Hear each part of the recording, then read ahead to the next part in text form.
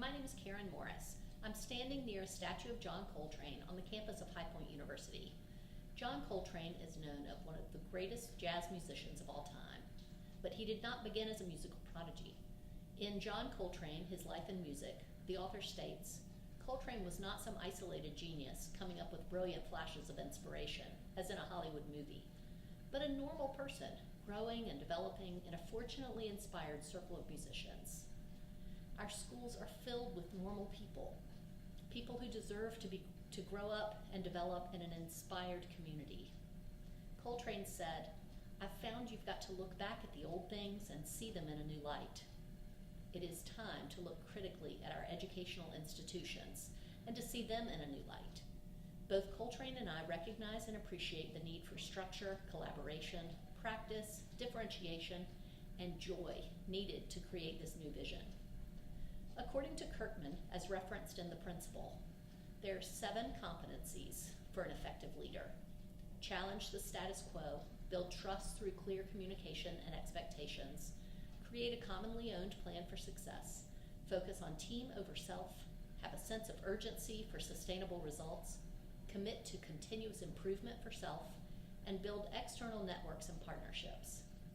Both transformational leaders and jazz musicians do these things when creating magic for their audiences, their teammates, and themselves.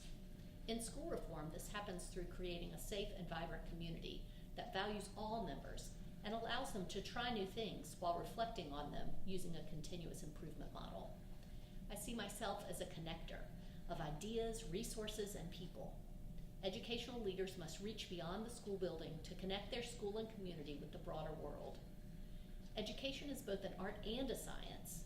William Parrott and Kathleen Budge tell us in Turning High Poverty Schools into High-Performing Schools. As a profession, we are poised to significantly improve all of our schools. We know enough and possess the capacity to do so.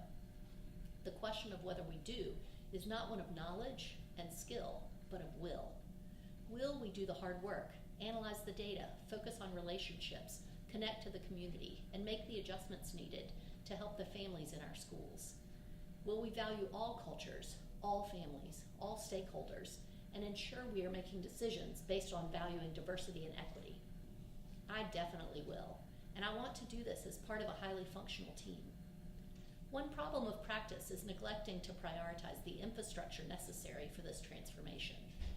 Administrators must plan in advance and prioritize people, being visible, protecting collaborative planning time, celebrating successes, and having courageous conversations.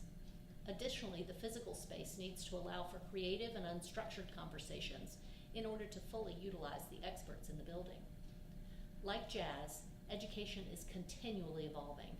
Schools need structure that make working with the best practices merely part of how the school does business. At the same time, culturally relevant and responsive education relies on improvisation and emotional intelligence. It values educators as professionals who can make adjustments to meet their students' needs. Educators need the infrastructure that make data and research-based collaboration an integral part of their everyday, while still allowing for creativity, passion, and improvisation.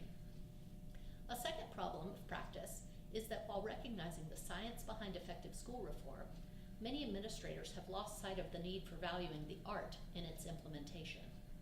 In his 2006 TED Talk entitled "Do Schools Kill Creativity?", Dr. Ken Robinson said, "There's a wealth of talent that lies in all of us. All of us, including those who work in schools, must nurture creativity systematically and not kill it unwittingly. Administrators who focus too much on compliance and on following a prescribed formula for teachers' work kill the creativity in their workforce." There's a difference between ensuring standards-based curriculum with common school practices and this rigid model of education.